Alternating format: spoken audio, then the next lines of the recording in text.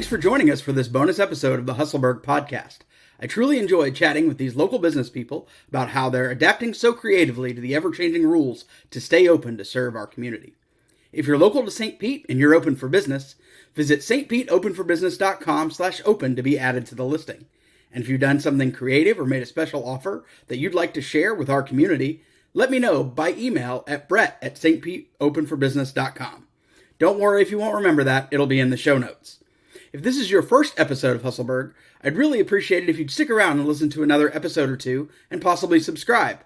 And if we add something of value, let us know by rating and reviewing this episode in your favorite podcast player. Regular episodes come out to arrive in your feed on Thursday mornings, and this week you'll hear a Q&A episode centered around marketing your business and yourself on LinkedIn. Now we're going to hear from Stella's in Gulfport's Barbara Bano as she shares what the restaurant business has been like during the pandemic shutdowns and the phased reopening. She also shares some expansion plans for Stella's Sundries in a new retail spot in the village courtyard near her restaurant. So I'm joined today by Barbara Bano at Stella's down in Gulfport. Before we get started, I have to say we love going to Stella's for brunch. It is someplace that we take people all the time. My partner loves the Stetson Hatter as well as the French toast. So if you need an endorsement from me or from her, you've got it. Thanks, Brett. Hello, everybody. So before we got started with all of the craziness around the pandemic and closing things up and the reopening in phases, what is business at Stella's normally like there in Gulfport? I just relocated to a new location in August, and I couldn't have been happier with the business that we were bringing in. I mean, outside at any given time was full. Inside was hopping with my servers running in and out, and tables, and I had 10 people sitting at the counter and eggs just flying out the window. I mean, right. I couldn't have been happier with how everything had moved, with the whole transition. I mean, we were just really, really enjoying this space. Go ahead. I mean, my business was at a place where I never even could have dreamed and imagined it would be. And then all of a sudden we're seeing safer at home orders, and the only thing that you can do is take out and delivery. What did that do for you guys there at Stella's? I mean, it's when you're driving about 65 miles an hour and you have to put your gas, your foot on the gas, like the brakes right away and halt, stop. Yeah. That's what it felt like. I mean, it went from, my refrigerator. I mean, me having more corned beef hash in the refrigerator than I could even imagine and sell. So it was very, very, very difficult. I mean, we went from, on the weekend serving each day, 400 to 500 customers to doing, 20 takeouts a day. I mean, I don't even know if I was that slow when I first opened 10 years ago. Right. Yeah, that's a pretty drastic slowdown. And so much of what we appreciate about Stella's is the atmosphere, because every time we've gone, we've been outside on the patio, and that's part of kind of our experience there. So when we started with this phase reopening, things opened up a little bit. What did that look like for you guys? I was excited about it. I had two things that I wanted to make sure. I wanted to make sure my customers were safe and also that my employees were safe, And so what did that look like? And so, for me, my outdoor patios is where everybody loves to sit. And for me, normally I take every square inch and I'll put a chair in it. If I find a space, there's a chair there for somebody to sit and enjoy the patio. And not this time around. I just had to change my mentality. And it was, finding the right tables to sit out, measuring them that they're 6 feet apart. I'm very fortunate to be in the courtyard where even some of my neighboring businesses allowed me to put my tables and chairs in front of their space. That's so awesome. It was really good. But on top of just making sure that the tables were spaced apart, there was a lot of thought that had to go into how do I still keep everything clean, right?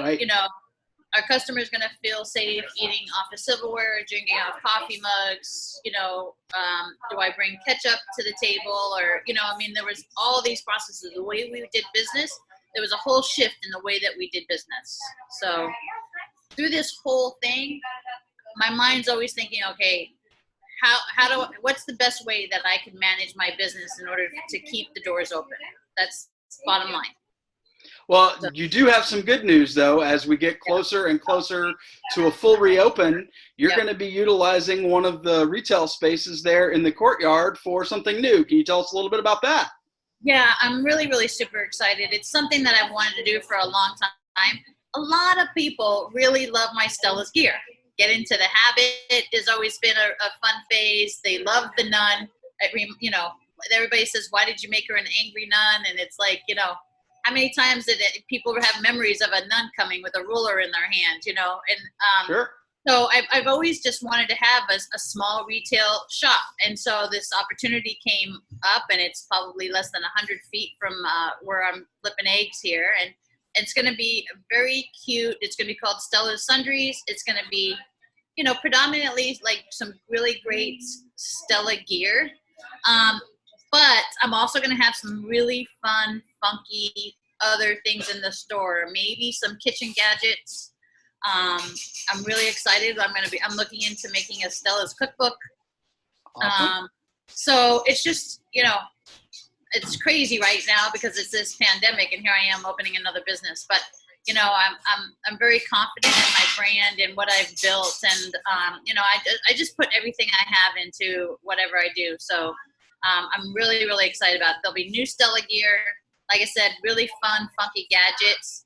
For all the dog lovers out there, you can expect to see a dog bowl or a leash with Stella's name on it.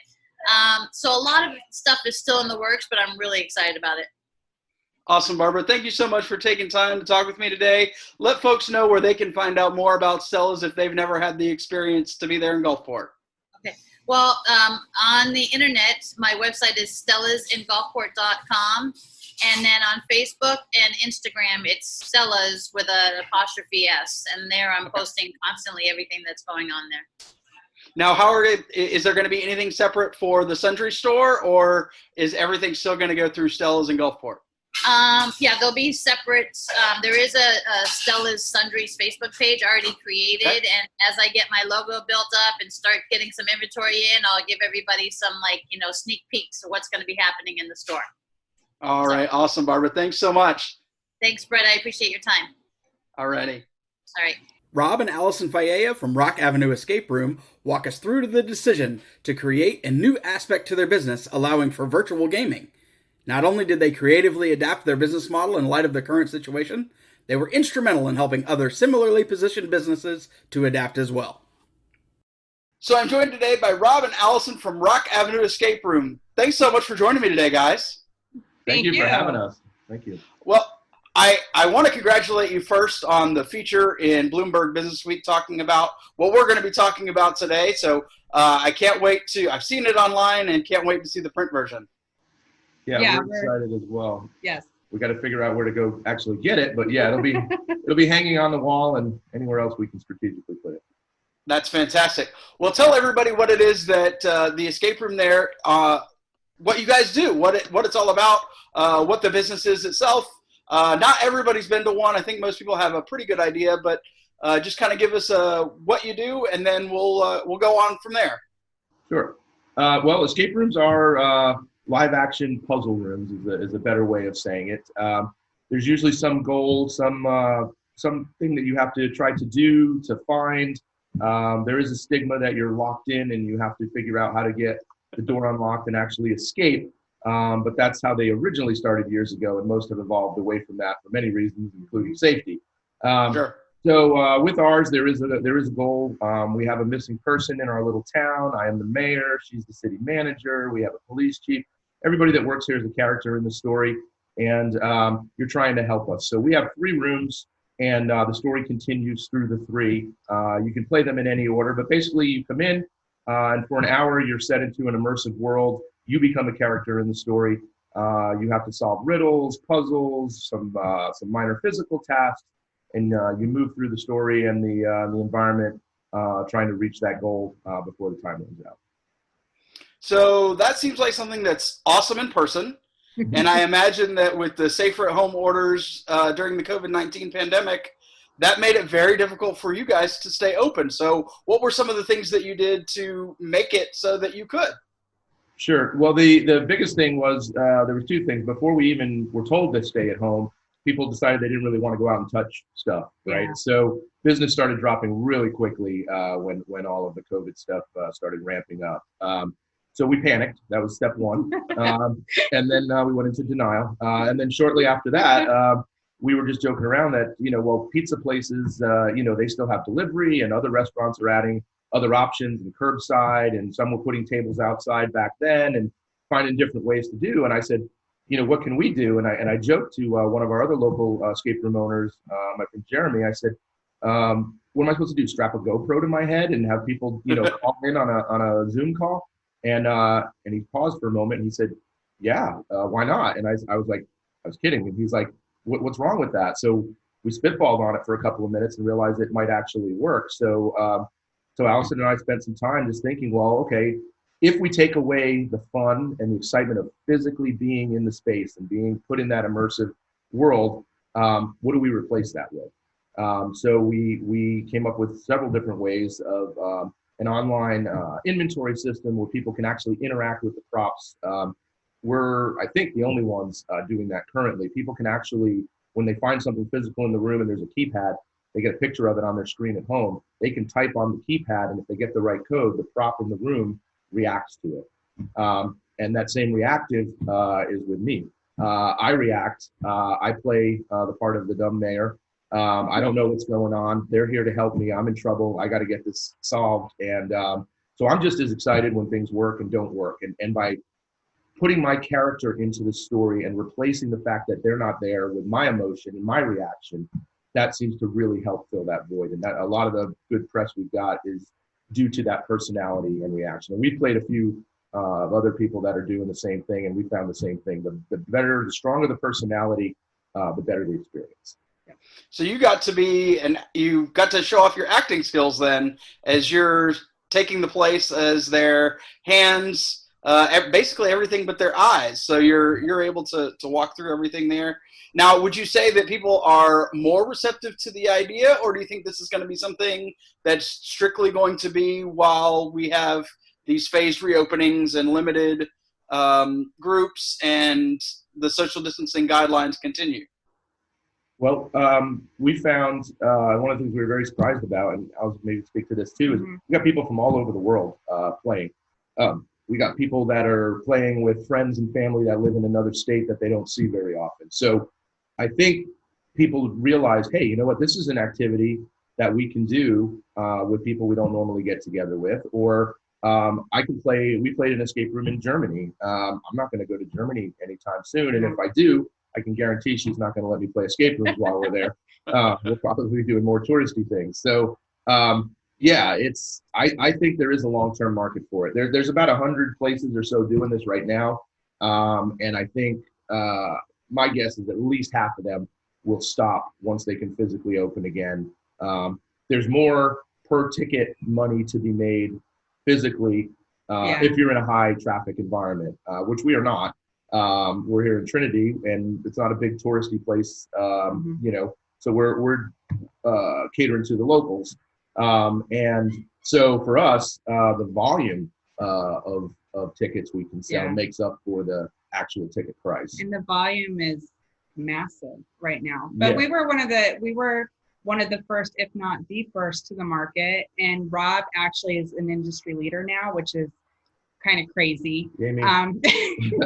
It's been just all around. It's been a really humbling experience. Humbling in that, we are meeting people from around the world, and humbling that we have like these huge escape room owners that are really big deals in our industry contacting Rob or asking him for his advice and his opinion. And that has been just crazy. I think a lot of people were skeptical of, will this work? Is it profitable? It's a lot of effort physically being in the room hour after hour. Normally we sit in the control room, we're eating pizza. No. But we're sitting there, we're kicked back, we're watching them and helping as we need. But for an hour, we're relaxed. Now we're actually in the room, standing and kneeling and reaching and bending all day long. So we've had big players in the industry reach out and say, what kind of investment did you have to make to do this? What kind of technology are you using? Is it working? How are you getting people involved? And just last night I was on a call with a guy from Seattle at 12:30 in the morning, helping him get his second game set up. He's using our inventory system. We've spun off a side business to sell that online system, or people can subscribe to it and use it that aren't tech savvy to build their own.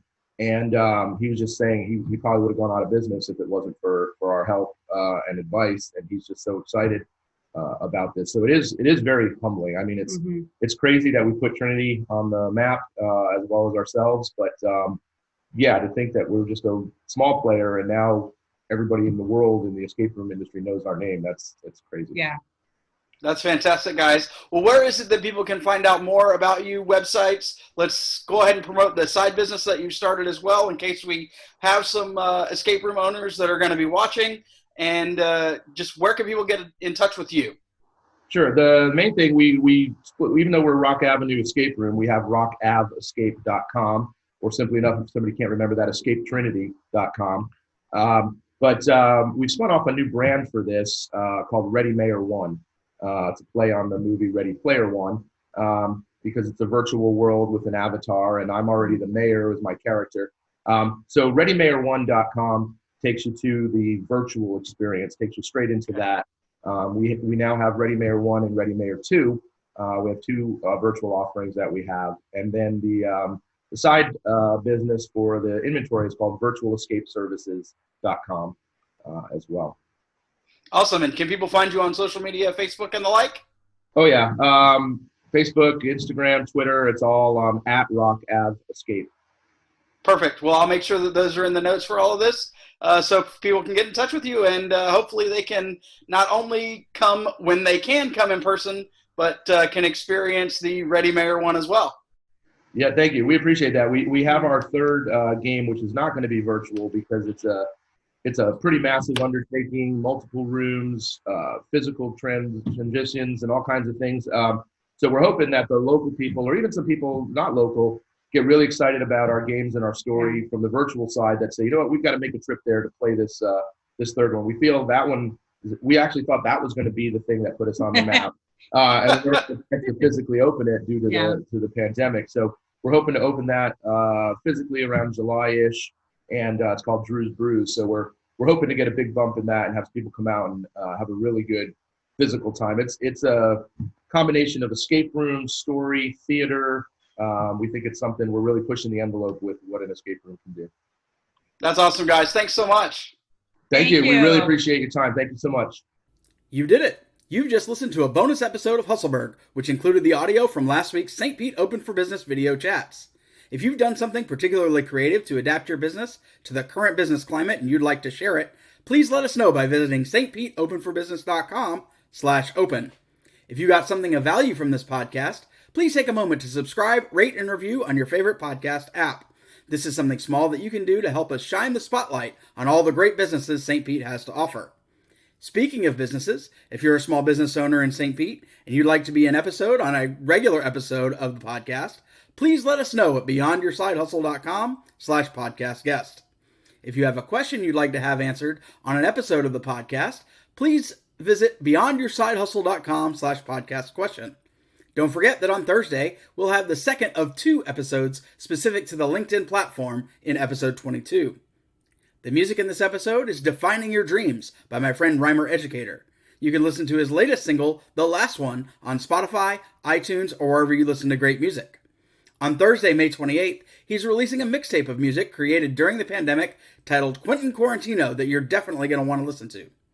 Thanks so much for listening, and if this is your first episode, we look forward to keep sharing with you how we do business in the Burg.